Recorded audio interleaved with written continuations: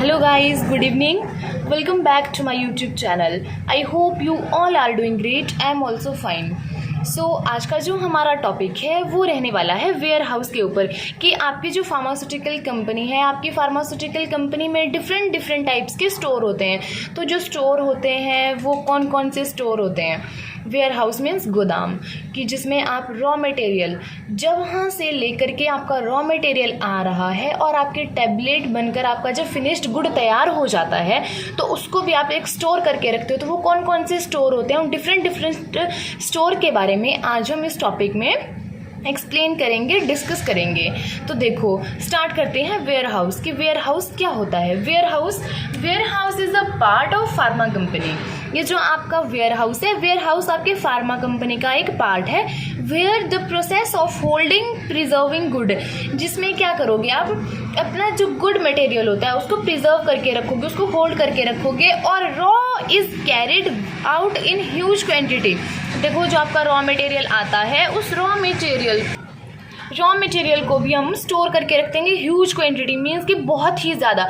वो क्वांटिटी ऐसी कम क्वांटिटी नहीं होती है कि केजी में कुछ केजी हो गए, नहीं, वो एक टन के हिसाब से होती है। बहुत ज़्यादा करोड़ों आपकी टैबलेट्स होती हैं, ठीक है। From time of the production to their purchase, देखो जब तक आपकी जो टैबलेट है, जो आपका रॉ मटेरियल है, उससे आपकी टैबलेट नहीं बन जाती है, तो जब तक उसकी प्रोडक्शन नहीं होती है, जब तक उसकी मैन्युफैक्चरिंग नहीं होती, मैन्युफैक्चरिंग से लेके जब तक वो डिस्पैच नहीं हो जाता, तब तक हम उसको कौन कौन से स्टोर में स्टोर करके रखते हैं, ठीक है। ये होता है वेयर हाउस। और वैसे तो वेयर हाउस बहुत डिफरेंट टाइप्स का होता है कि डिफरेंट टाइप्स के वेयर हाउस होते हैं। जैसे एक होता है private warehouse, cooperative warehouse, public warehouse, government warehouse और बॉन्डेड वेयर हाउस। बट ये हमारे काम का नहीं है, जो हमारे काम की चीज़ नहीं है उसको पढ़ने से फ़ायदा भी नहीं है। देखो तो अगर मैं बात करूँ वेयर हाउस की कि जो हमारी फार्मास्यूटिकल कंपनीज में जो वेयर हाउस होते हैं वो कौन कौन से वेयर हाउस होते हैं।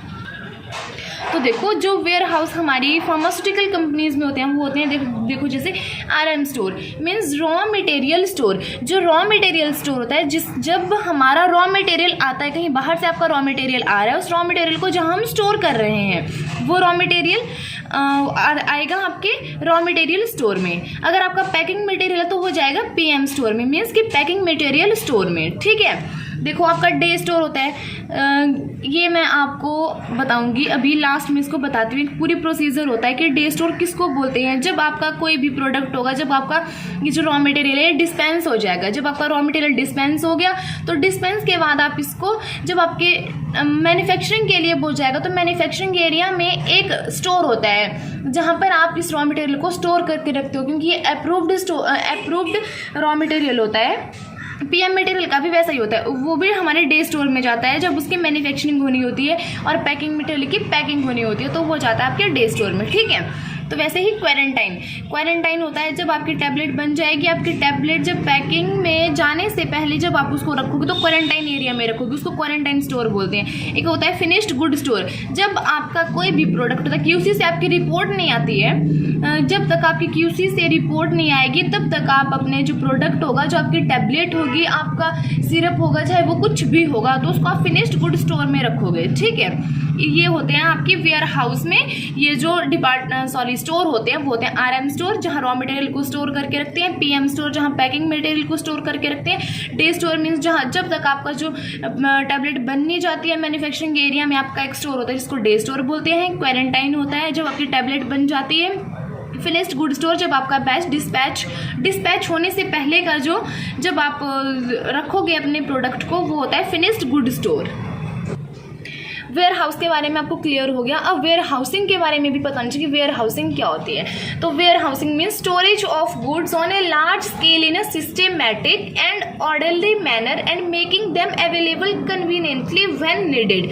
ये बोल रहा है कि वेयर हाउसिंग का मतलब होता है कि स्टोर करोगे आप, storage of goods on a large scale in a systematic and orderly manner, कि जब आप अपने प्रोडक्ट को, अपनी टैबलेट को, अपने फिनिश्ड गुड को क्या करोगे, फिनिश्ड गुड क्या आपका जो रॉ मटेरियल होगा उसको भी आप स्टोर करके रखोगे एक सिस्टेमैटिक और एक ऑर्डरली मैनर में। एक सिस्टेमैटिक ऑर्डर में रखना है उसको, उसके ऊपर प्रॉपर लेबलिंग होनी चाहिए। वो जैसे अगर कोई अप्रूव्ड है तो अप्रूव्ड, अगर अंडर टेस्टिंग है तो अंडर टेस्टिंग का टैग होना चाहिए।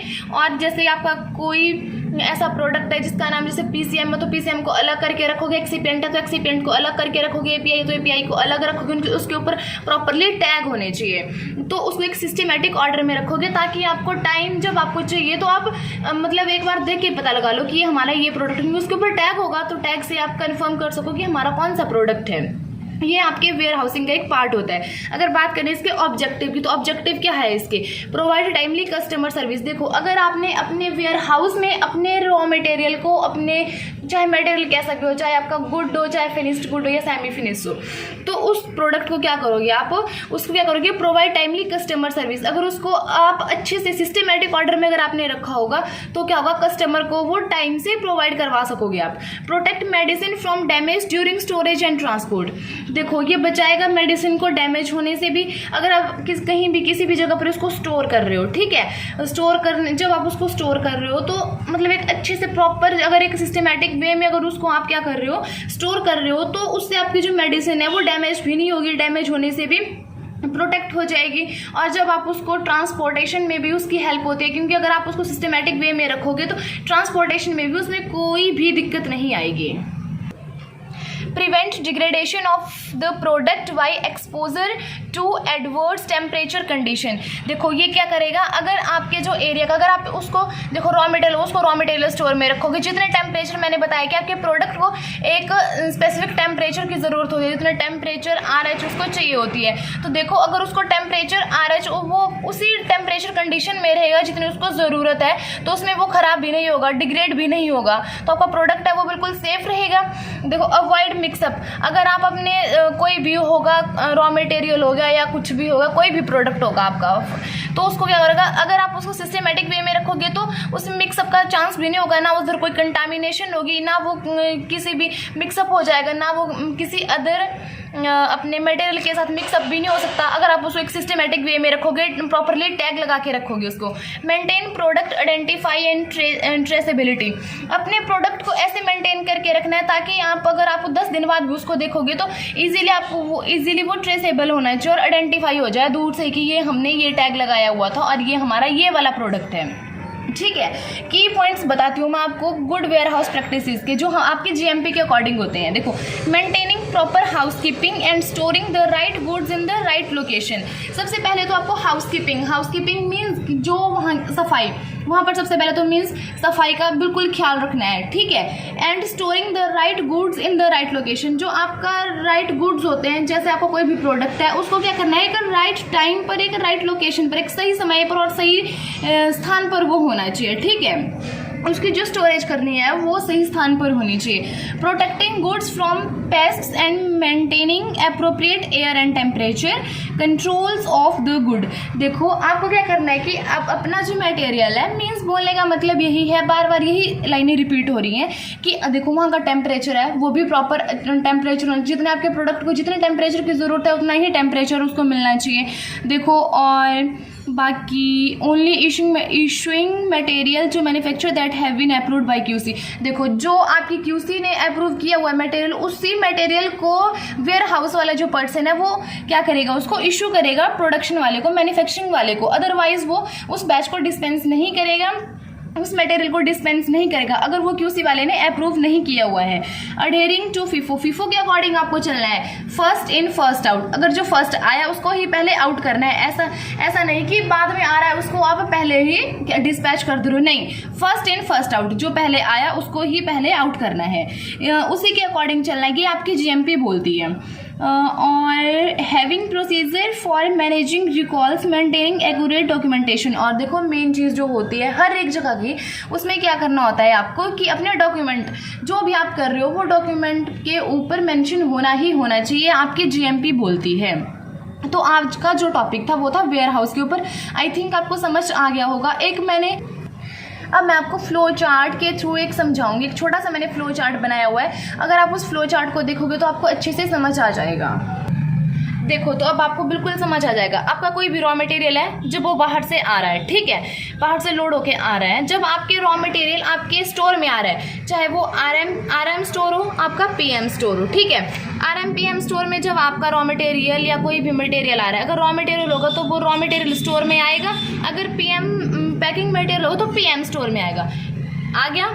उसके बाद क्या होगा, RMPM स्टोर में आ जाएगा तो उसके बाद आपको क्वारंटाइन का टैग लिखना चाहिए उनके ऊपर, क्योंकि मैंने बताया ना प्रॉपर लेबलिंग होनी चाहिए। और कौन सा, अगर API है तो API उसके ऊपर टैग होना चाहिए, एक्सीपेंट तो एक्सीपेंट का टैग होना चाहिए, अगर PM मटेरियल तो पैकिंग मटेरियल है, जो भी पैकिंग मटेरियल होगा उसके ऊपर प्रॉपरली टैग होना चाहिए, ठीक है। फिर उसके बाद क्या, वेयर हाउस वाला पर्सन क्या करेगा, QC वाले को इंटीमेट करेगा, वो तो एक अलग चीज़ होगी। चलो, फिर जब QC वाले ने अपना जो मटेरियल है, क्योंकि QC वाले का काम होता है फिर जो भी रॉ मटेरियल और पैकिंग मटेरियल है उसको अप्रूव करना, उसने वो अप्रूव कर लिया। जब अप्रूव किया तो क्या किया, वेयर हाउस वाले ने और जो डिस्पेंसिंग वाला ये जो प्रोडक्शन वाला था उन्होंने क्या किया, और QA वाले पर्सन ने उसको डिस्पेंस कर दिया। जब आपका जो रॉ मटेरियल अप्रूव हो गया तो डिस्पेंस किया तो उसके बाद वो आपके मैन्युफैक्चरिंग एरिया में जाएगा।